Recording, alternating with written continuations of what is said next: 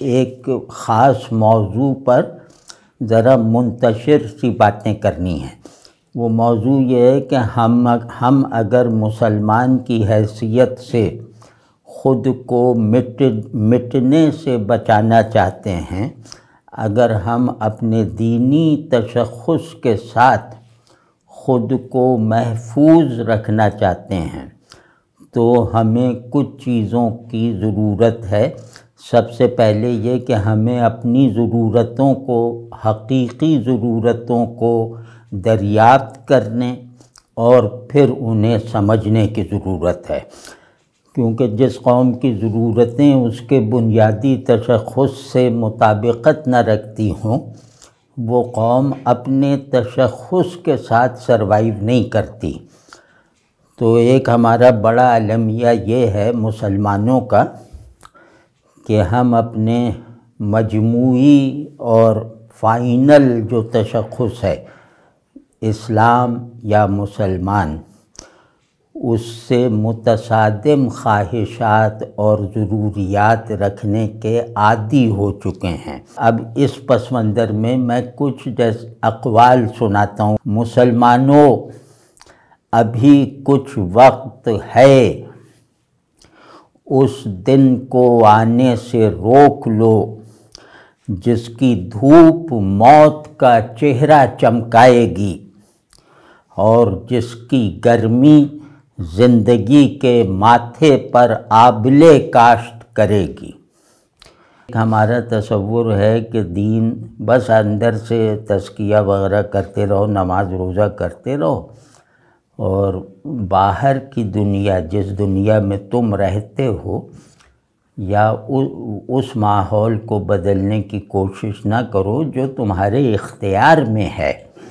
تو یعنی کہ دین میں اجتماعی آرڈر بننے کی، امر الہی کو قانونی شکل میں بھی غالب رہنے کی جیسے کوئی ضرورت نہیں ہے۔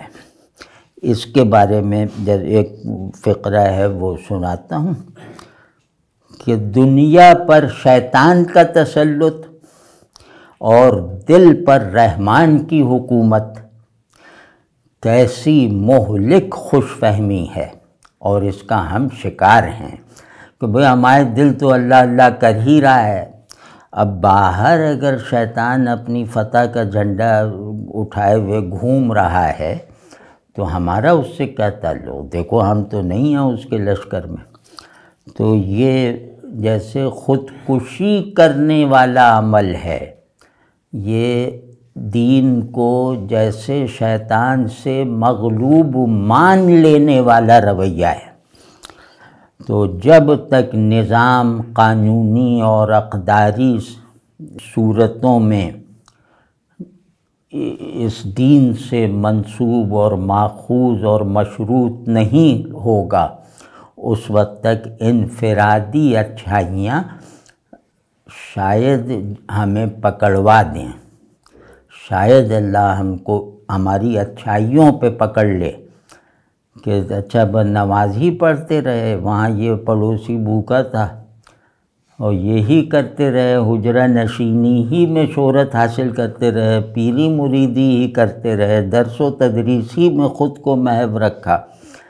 یہ نہیں دیکھا کہ شیطان کس طرح ہمارے بندوں کے گلے میں ڈریکولا کی طرح دانت گاڑے ہوئے ہے، اس میں کیا کیا تو پھنس جائیں گے۔ تو اور یہ بھی جیسے ہماری اجتماعی تصویر ہے۔ دوسرا یہ کہ ایک ہوتا ہے چھوٹے تخیل کا رومانٹسزم، معمولی ذہن، معمولی مقاصد، گھٹیا تصورات کے ماحول میں رہنے والے لوگ، اگر کوئی کریٹو بات بھی انہیں سوجھتی ہے یا ان سے متعلق کر کے کوئی کریٹو خیال جو ہے وہ بیان کیا جا سکے تو وہ اسی طرح کا ہوگا جو اب میں عرض کر رہا ہوں کہ ہم چراغ کی تصویر سے اپنی رات روشن کرنے چلے ہیں۔ یہ ہے وہ رومانٹسزم، یہ ہے وہ فراریت کا رویہ، یہ غیر سنجیدگی، یہ تماش بینی، یہ اپنی حقیقی ذمہ داریوں کے ساتھ بے حسی اور لا تعلقی، یہ میرے خیال میں اس قول میں جیسے سمونے کی کوشش کی ہے کہ رات کو ہم نے جو روشن رکھا ہے اس کے لیے روشنی اپنی نہیں رکھی۔ ہم سے جب کہا جاتا ہے کہ تمہارے باطن پر بھی اندھیرا چھایا ہوا ہے اور تمہاری دنیا پر بھی رات کا تسلط ہے، کوئی ستارہ نہیں، کوئی چاند نہیں، گھپ اندھیری رات تمہارے اندر باہر جیسے مسلط ہے، تو ہم اس کے جواب میں کیا کریں؟ نہیں ہمیں یہ اتنے بڑے بڑے الزامات مت دو، ہمیں معلوم ہے کہ اس اندھیرے سے کیسے لڑنا ہے، اور اس کے لیے جو ہے وہ قرآن شریف کو فرض کیا اٹھا کے لے آئے کہ یہ ہے ہمارا چراغ، کوئی واقعہ لے آئے سیرت وغیرہ کا اور وہ پڑھ دیا، کہا یہ ہے ہمارا چراغ، اس نے رات کو ایسا روشن کر رکھا ہے کہ جس روشنی کو تم لوگوں کی آنکھیں نہیں دیکھ سکتی۔ تو اس طرح کی خوش فہمیاں ہمارے اجتماعی مذہبی شعور کا اس کی گویا عادت بن چکی ہیں کہ ماضی سے حال کو روشن رکھنا۔ 1000 سال پہلے جس چراغ نے اپنے ماحول کو روشن کیا ہوگا یا جن چراغوں نے ہمارے باطنوں کو روشن کیا تھا، ان چراغوں کو اپنے حافظے کے طاق میں رکھتے ہوئے ہم اس گمان میں ہیں یا خود کو یہ دھوکہ دے رہے ہیں کہ بھئی وہ چراغ ہمیں یاد ہیں، تو اب ایسا کیسے ہو سکتا ہے کہ ہمارے حافظے میں موجود چراغ ہمارے اندھیروں کو اسی طرح دور نہ کرے جس طرح اس نے پہلے کر دکھایا تھا۔ تو ہم زیادہ سے زیادہ مذہبی تسلسل اور مذہب اور تاریخ کے درمیان تعلق کا زیادہ سے زیادہ یہی تصور رکھتے ہیں۔ تو اب ظاہر ہے اندازہ لگا لیں کہ چراغ تصویر سے رات روشن کرنا یہ صرف پاگل پن نہیں ہے، پاگل پن ہوتا تو اجتماعی نہ ہوتا، یہ جرم ہے، نفاق ہے، اور اس چراغ کا انکار ہے جو ہر آدمی کے ہاتھ میں رکھا ہوا ہے، اسے صرف ہمیں روشن کرنا ہے۔ تو اپنے پاس رکھے ہوئے حقیقی چراغ کو روشن کرنے کی ذمہ داری لینے کے بجائے ہم نے اس طرح کے بہانے تراش رکھے ہیں۔ اسی طرح یہ اب ایک مسئلہ ہے اور خاص طور پہ باہر رہنے والے شاید اسے زیادہ محسوس کر سکیں، شاید اس کی تصدیق کر سکیں کہ پہلے لوگ ڈرتے تھے کہ کوئی انہیں کافر نہ کہہ دے، اب لوگ گھبراتے ہیں کہ کہیں ان کو مسلمان نہ سمجھ لیا جائے۔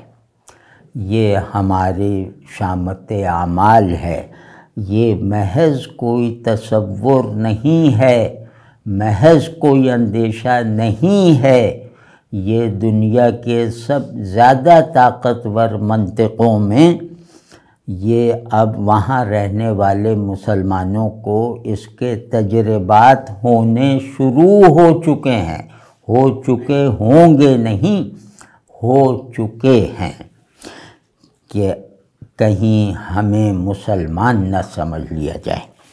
قوموں کو ان کا ذہن بچاتا ہے، ان کا دل بچاتا ہے، ان کا عمل بچاتا ہے، اور ان کا دماغ بچاتا ہے، خیالات، تصورات اور تعقلات وغیرہ پیدا کرتا رہتا ہے۔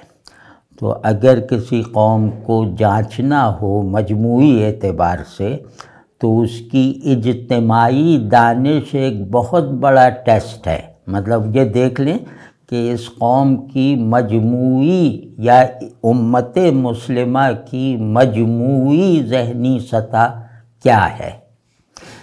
تو ذہنی سطح کا مطلب صرف یہ نہیں ہے کہ یہ حقائق قرآنی سمجھنے والا ذہن رکھتے ہیں یا نہیں، مطلب یہ دنیا کو سمجھ کر دنیا کو مفید بنانے کی صلاحیت رکھتے ہیں یا نہیں، ان کے ذہن میں تخیل کی پیچیدگی پیدا ہونے اور پھر اسے تعقل کی سمپلسٹی سے ہم آہنگ رکھنے کی صلاحیت ہے یا نہیں، ان لوگوں نے کوئی کسی بھی علم میں کوئی تھیوری دی ہے یا نہیں۔ تو مطلب یہ کہ جو اچھے ذہن کی علامتیں ہوتی ہیں، تو وہ اب ہماری کیا صورتحال ہے، ہماری اجتماعی ذہنی استعداد، اس کا میں نے جیسے چڑھ کر یہ اظہار کیا ہے، اور یہ صحیح ہے، مطلب اس میں غلطی انشاءاللہ نہیں ہے۔ اجتماعی مسلم کانشسنس یا شعور، کہ جو صرف اخبار پڑھتا ہو اسے اپنی سمجھ پر بہت اعتماد ہوتا ہے۔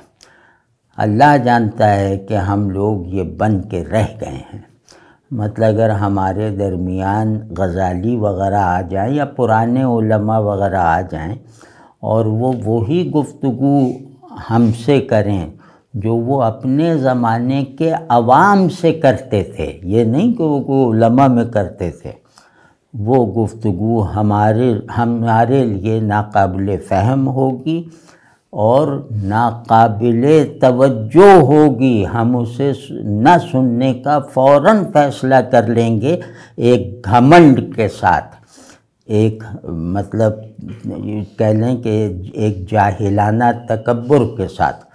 تو اب آپ خود سوچ لیں کہ جہاں جہل وجہ خود پسندی بن جائے، جہاں ناسمجھی سمجھنے والوں کو شرمندہ رکھنے میں کامیاب ہو جائے، اس کو زندہ رہنا بھی چاہیے اس قوم کو یا نہیں؟ فیصلہ اگر ہمارے ہاتھ میں بھی دیا جائے تو ہم یہی کہیں گے کہ نہیں۔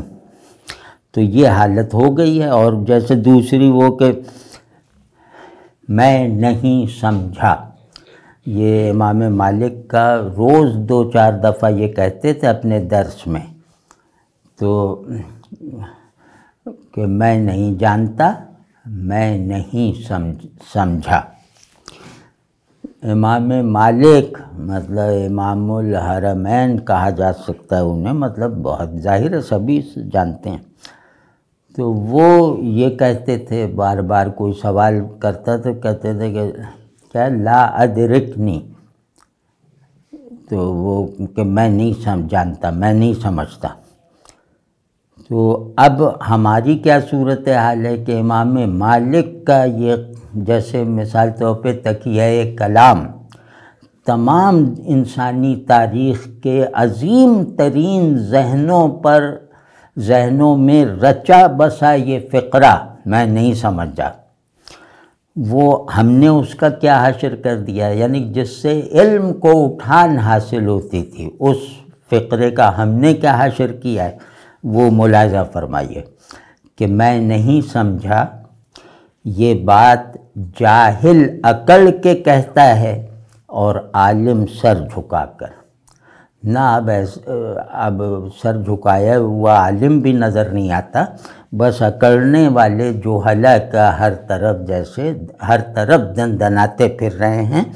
کیا یہ بات واقعاتی طور پہ غلط ہے؟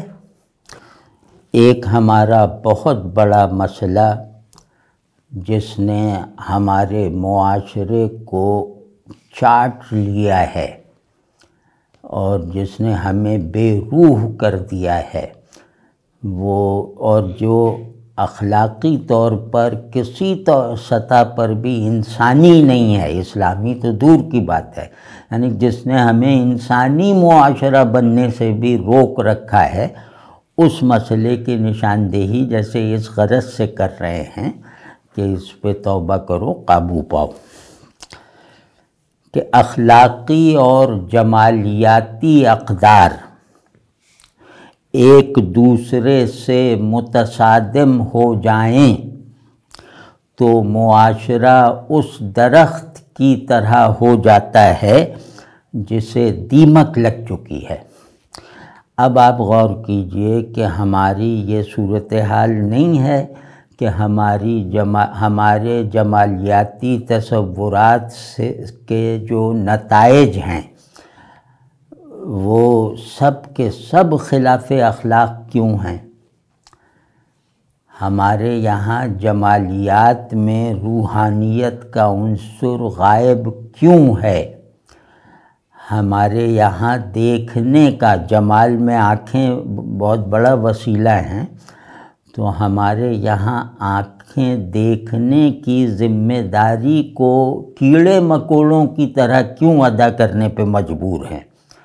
ہماری آنکھوں میں اندیکھے کی کشش کیوں نہیں ہے؟ ہم لوگ پاک بین کیوں نہیں ہیں؟ ہماری آنکھیں اخلاقی معیار پر پورے اتر سکنے والے مناظر سے بیزار کیوں ہیں؟ ہم فوراً ایسے مناظر سے آنکھیں پھیر کیوں لیتے ہیں؟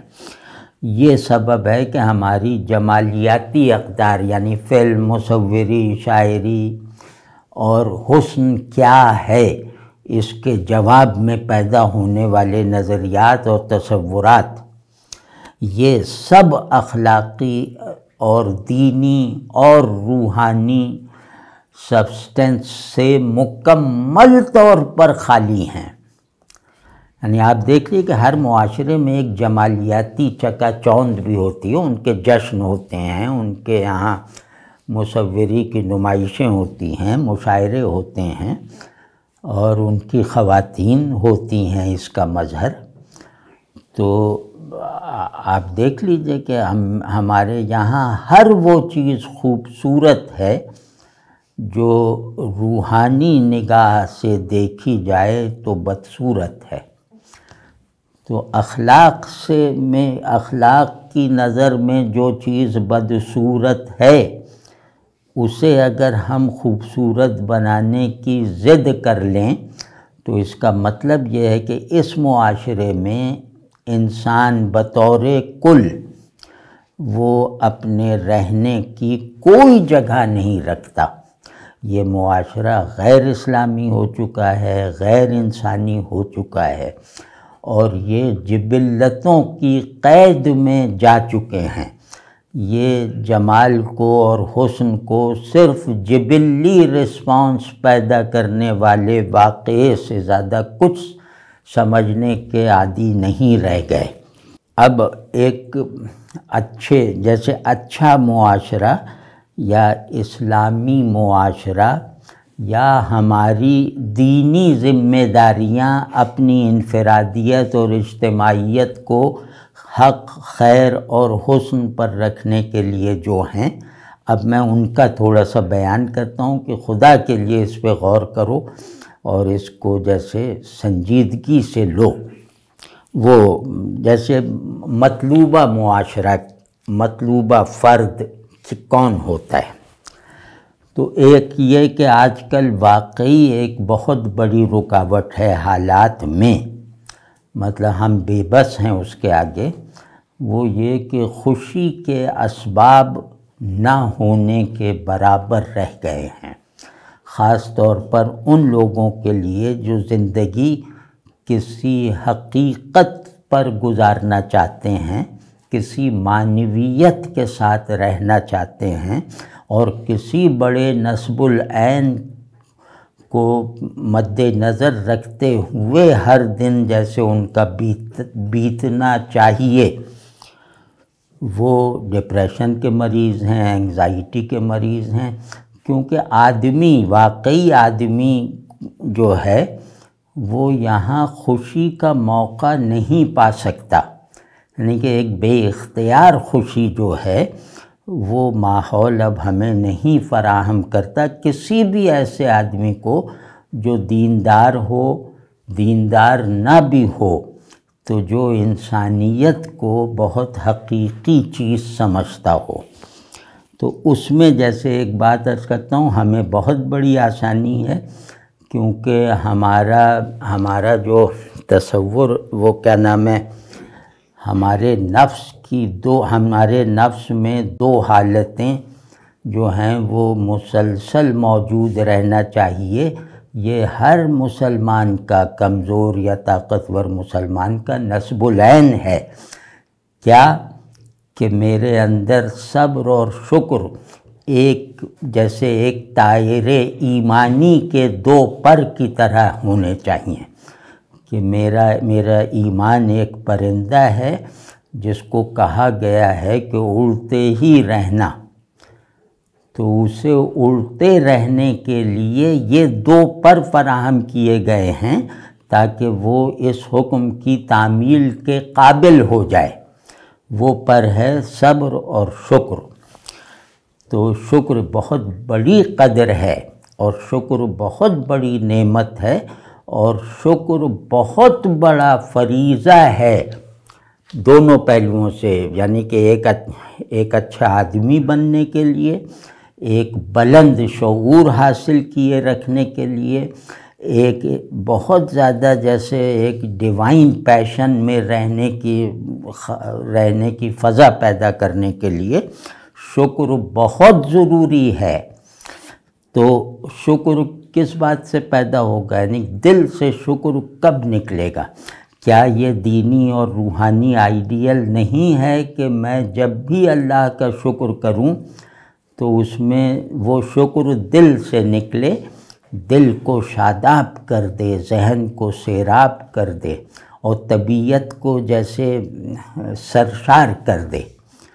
اور وہ تکلف والا شکر نہ ہو کہ بیٹھے میں ٹانگ توڑوائے ہوئے اور شکر کر رہے ہیں کہ یا اللہ یہ راستہ میں بہت تیز رفتاری سے طے کر رہا ہوں، آپ کا شکر ہے. اس طرح کا رسمی شکر نہیں، گو کہ اس حال میں بھی شکر کرنا چاہیے، لیکن یہ جو آج ہمیں مطلوب ہے وہ ہے کہ خوش رہنا ایک دینی ذمہ داری ہے.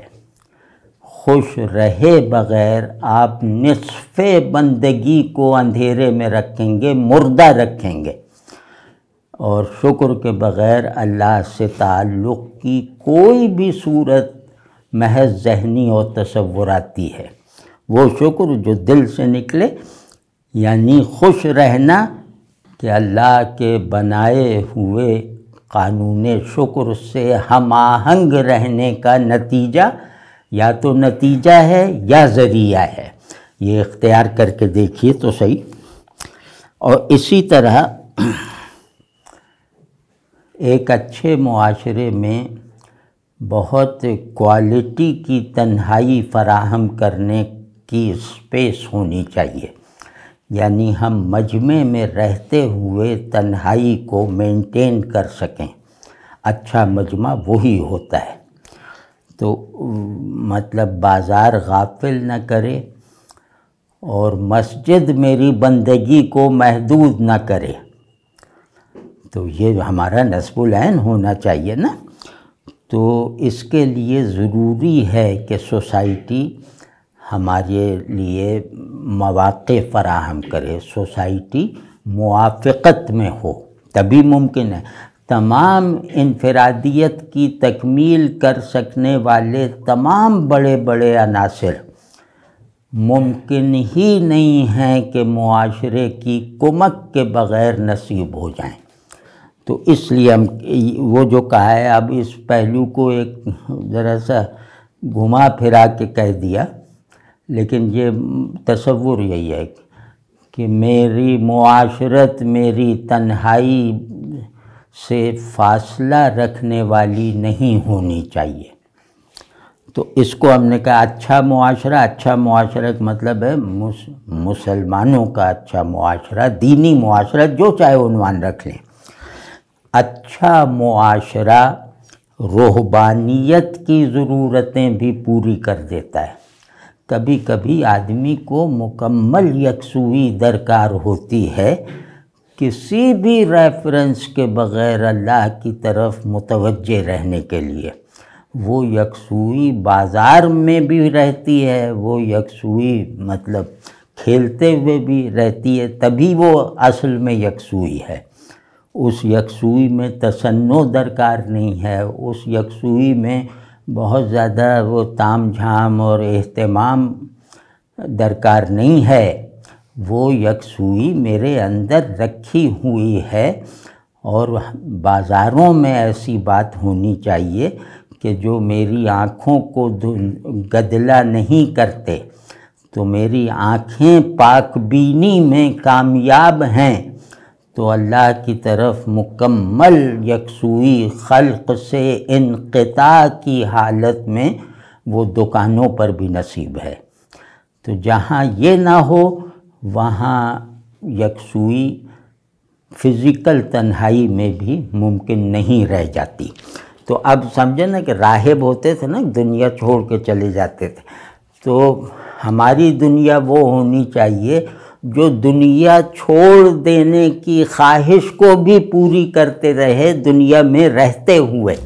ہمیں اپنی اجتماعی شناخت کو محفوظ رکھنے کے لیے اور اپنے انفرادی تشخص کو حفاظت کا ماحول فراہم کیے رکھنے کے لیے جن چیزوں کی ضرورت، فوری ضرورت ہے، ان میں سے کچھ عرض کر دیں، اور جو چیزیں ہماری تباہی کا سبب بن سکتی ہیں، ہماری معدومی کا یقینی ذریعہ بن سکتی ہیں اور ہمارے یہاں مروج ہیں، یعنی ہم نے انہیں اختیار کر رکھا ہے۔